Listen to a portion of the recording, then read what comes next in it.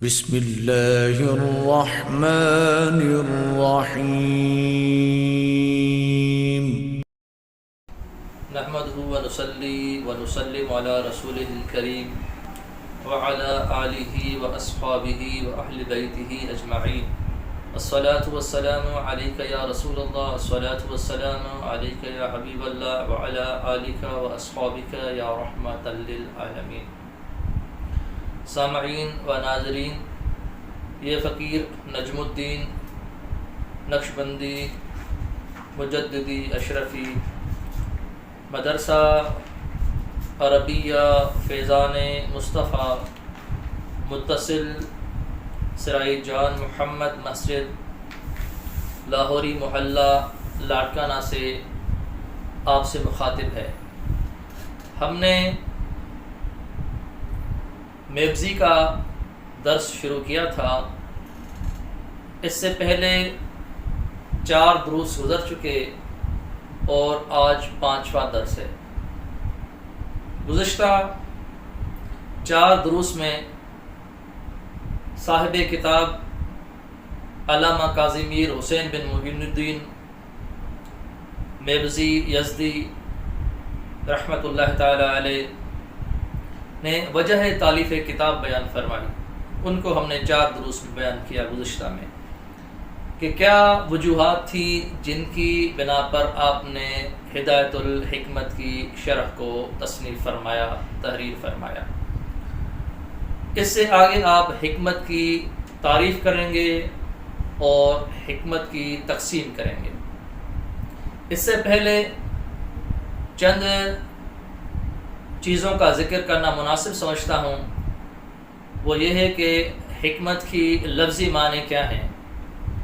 ناظرین، حکمت کی لفظی معنی دانش کی آتی ہیں، عدل کی آتی ہیں، انصاف کی آتی ہیں، علم کی آتی ہیں، فلسفہ کی آتی ہیں. دانش حکمت کو کہتے ہیں. حکمت فلسفہ دونوں الفاظ استعمال ہوتے ہیں. حکیم کا جو لفظ ہے وہ یونانی فلاسفہ جو تھے وہ استعمال کرتے تھے. یونانی فلاسفروں نے حکیم کا لفظ اپنے لیے استعمال کیا اور ان کو حکما کہتے ہیں. فیلسوف کا جو لفظ ہے وہ سب سے پہلے ارسطو نے جو ہے اپنے لیے استعمال کیا.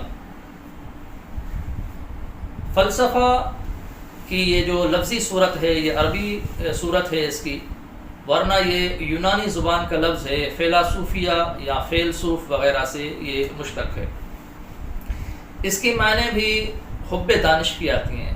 فیلا حب کو کہتے ہیں اور محب کو بھی کہتے ہیں، اور جو صوف ہے وہ جو ہے وہ دانش کو کہتے ہیں، علم کو کہتے ہیں، یعنی علم سے محبت کرنے والا.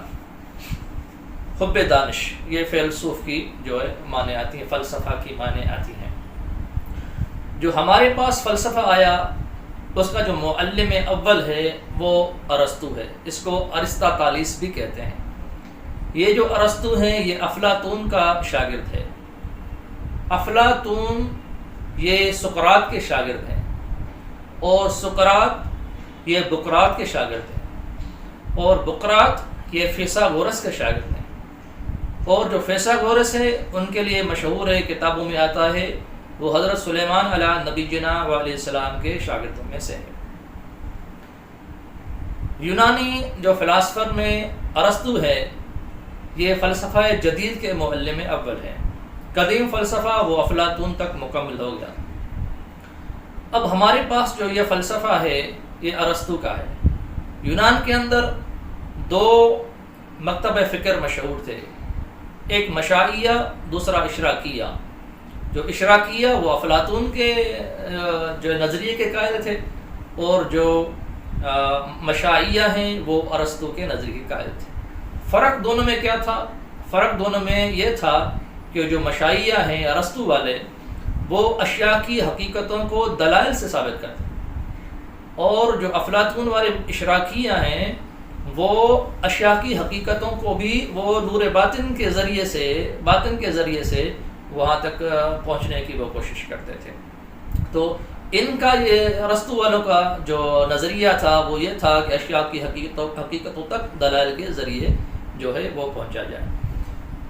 جب اسلام دنیا کے کونے کونے تک پھیل گیا تو وہاں سے جو حکماء ہیں انہوں نے عقلی دلائل سے اسلام کے اوپر وار کیا، تو ضرورت پیش آئی ان چیزوں کی کہ ان کے دلائل کو دیکھا جائے، پھر ان کو ان کی زبان میں جواب دیا جائے۔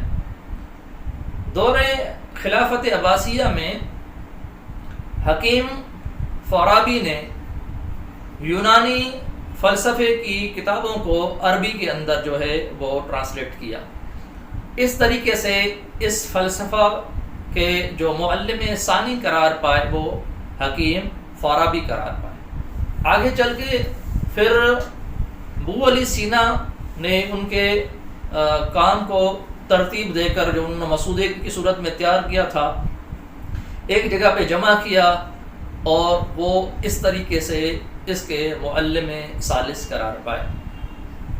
آگے چل کے جب امام غزالی رحمۃ اللہ تعالیٰ علیہ آئے تو امام غزالی رحمۃ اللہ تعالیٰ علیہ نے خالص اسلامی جو ہے وہ فلسفہ جو ہے ہمارے پاس جو اس وقت ہے وہ خالص اسلامی فلسفہ، کیونکہ علامہ میبزی رحمۃ اللہ تعالیٰ متکلمین میں سے، امام غزالی متکلمین میں سے، امام فخر الدین رازی متکلمین میں سے ہے۔ تو یہ جو امام غزالی رحمۃ اللہ تعالیٰ علیہ، امام فخر الدین رازی رحمۃ اللہ تعالیٰ علیہ، یہ متکلمین میں سے جو ان کے ایسے دلائل تھے فلاسفہ کے جو اسلام کے مخالف تھے، ان کا انہوں نے توڑ کیا، ان کا توڑ کیا، اور ان کے ایسے زبردست جواب دیے کہ ان کے دلائلوں کو ریزہ ریزہ کر دیا۔ آپ آگے جا کے دیکھیں گے کہ علامہ میبزی رحمۃ اللہ تعالیٰ علیہ بھی جہاں کوئی ایسا بحث آئے گا وہاں اس کے اوپر زبردست جرح کریں گے، زبردست رد کریں گے، اور ان کے دلیلوں کو توڑیں گے، ان کے دلیلوں کو رد کریں گے۔ اس طریقے سے درس نظامی کے اندر ہدایت الحکمت کی کتاب جو ہے اس کو شامل کیا گیا، جس طریقے سے ہم ان حوالوں کو جانیں، ان کے دلائل کے اخذ کرنے کے طریقے کو جانیں، ان کے خیالات کو جانیں، کس طریقے سے وہ اعتراض کرتے ہیں ہمارے اوپر، کس طریقے سے پھر ان کو جواب دیا جائے، اس طرح یہ فلسفے کو درس نظامی کی کورس میں رکھا گیا۔ اور یہ جو میبزی ہے یہ اسی ہدایت الحکمت کی شرح ہے جو اس سے پہلے آپ پڑھ چکے۔ بعض دوست یہ کہتے ہیں کہ اب سائنس جو ہے وہ آ گئی ہے، اب فلسفے کی ضرورت نہیں۔ ایسی بات نہیں ہے، فلسفہ وسعت رکھتا ہے اپنی معنی میں۔ سائنس سے یہ جو ہے سائنس مکمل طریقے سے آپ اس کو فلسفہ کو نہیں کہہ سکتے، کیونکہ فلسفہ فقط دانش کا نام ہے۔ سائنس تو آپ اسے کہتے ہیں جو آپ کو ایک علم، تجربے اور مشاہدے کے ذریعے حاصل ہو۔ ایک مثال میں آپ کو چھوٹا سا دیتا ہوں۔ جس طرح پانی کا ایک فارمولہ ہے H2O، واٹر کا فارمولہ ہے کیمسٹری، ہائیڈروجن اور آکسیجن، 2% ہائیڈروجن 1% آکسیجن، یہ اجزاء ہیں، ترکیبی اجزاء ہیں پانی کے۔ تو ان اجزاء کی ترکیب جو ہے یہ ہمیں سائنس بتاتی ہے کہ اس طریقے سے ان اجزاء کو ہم ترکیب دیں گے پھر مرکب ہو جائے گا یہ واٹر کا۔ مگر جو فلسفہ ہے وہ ہمیں یہ بتائے گا کہ اس ترکیبی اجزاء کے پیچھے کون سا نظام کار فرما ہے، کون سا دماغ کار فرما ہے جس نے ان اجزاء کو جو ہے اس طریقے سے ترکیب کرنے پر مجبور کیا۔ تو یہ فلسفہ ہے۔ بہرحال فلسفے کی اہمیت اپنی جگہ پہ ہے، ہم اس کی اہمیت سے انکار نہیں کر سکتے۔ تو لہٰذا فلسفے کی لفظی معنی ہمارے ذہن میں آ گئی، اور اس سے آگے یہ آپ خود علامہ میبزی رحمۃ اللہ تعالیٰ علیہ حکمت کی تعریف کریں گے اور اس کے اقسام کو بیان کریں گے۔ سب سے پہلے ہم کتاب سے کچھ عبارت پڑھ لیتے ہیں، اس کے بعد ہم ترجمہ کرتے ہیں۔ بسم اللہ الرحمن الرحیم۔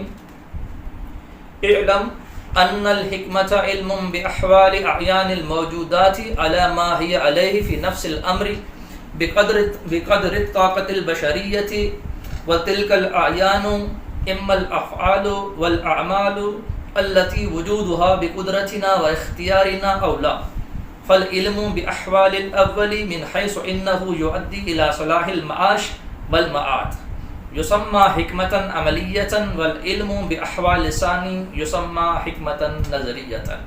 یہاں تک سب سے پہلے ناظرین ترجمہ کر لیتے ہیں. سب سے پہلے الفاظوں کی معنی دیکھتے ہیں، پھر ترجمہ کر لیتے ہیں. علم، یہ علم یا علم سے امر کا صیغہ ہے. تو جان لے، تو جان. ان الحکمت، تحقیق حکمت، تحقیق دانش، یعنی علم حکمت مراد ہے. تحقیق حکمت. علم، علم جاننا. احوال یہ حال کی جمع ہے. آیان یہ عین کی جمع ہے، پہلے اس کی تفسیر ہم کر چکے. موجودات یہ موجود کی جمع ہے. یاد رکھیں یہ جو موجود ہوتا ہے یہ 3 قسم پہ ہوتا ہے. ایک ہے موجود فی الذہن، دوسرا ہے موجود فی الخارج، تیسرا ہے موجود فی النفس الامر. موجود فی الذہن وہ ہے جو موجود فی الخارج نہ ہو، فقط ذہن میں موجود ہو. اور موجود فی الخارج جو ہے وہ اس کو کہتے ہیں جو خارج میں موجود ہو. اور موجود فی النفس الامر اس کو کہتے ہیں جو خارج میں موجود ہو پر واقع کے اعتبار سے حقیقتاً موجود ہو.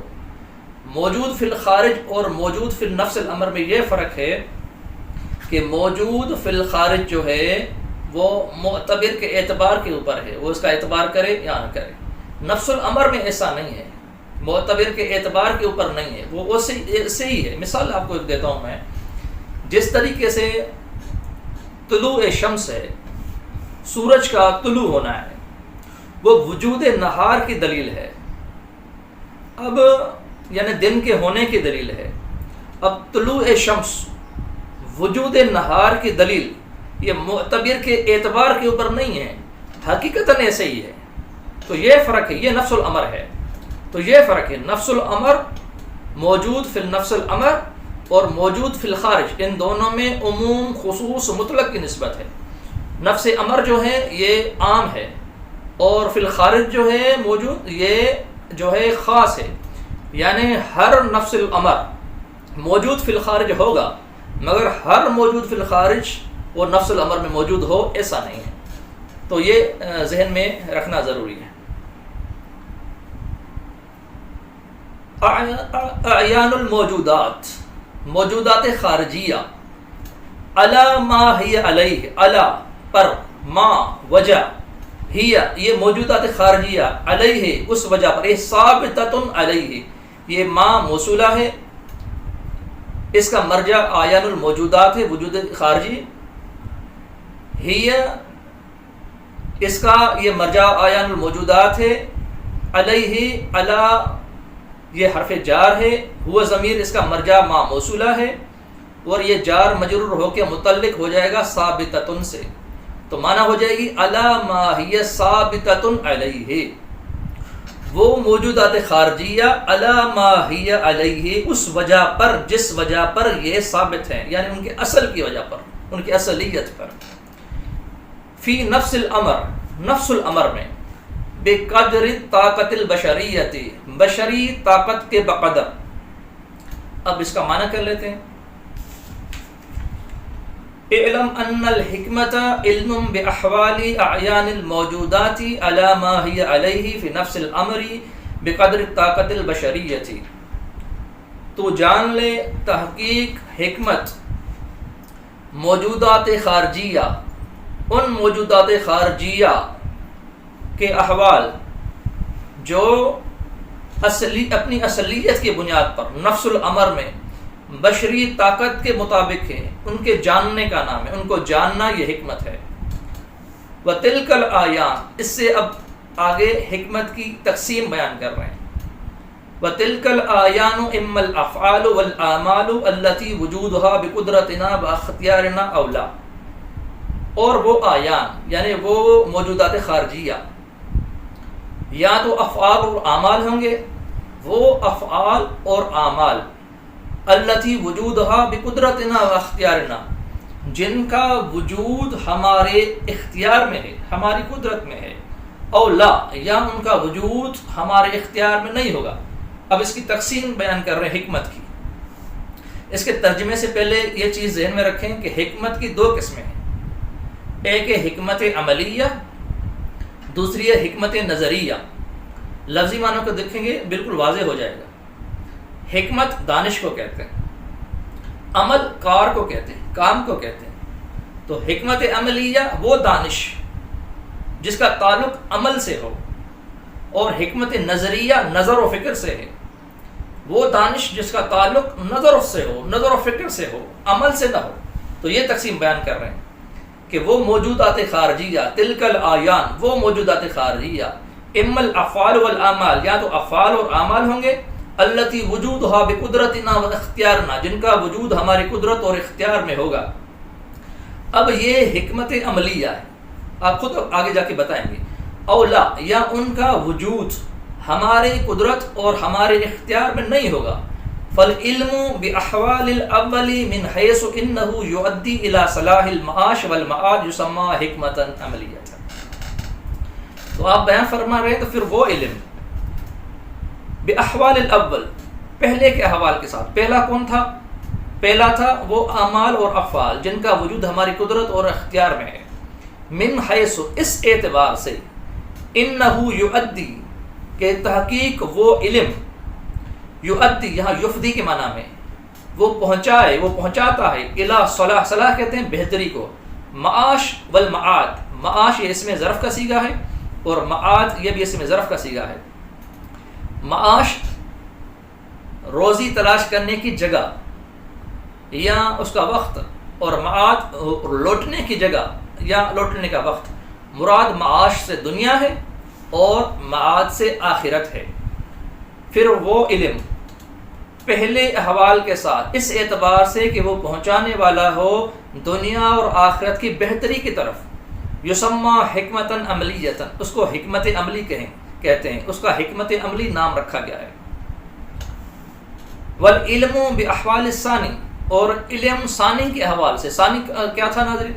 ثانی وہ تھا جو وہ افعال اور اعمال جو ہمارے قدرت اور ہمارے اختیار میں نہیں ہیں، یسمى حکمتاً نظریتاً، اس کو حکمت نظریہ کہتے ہیں۔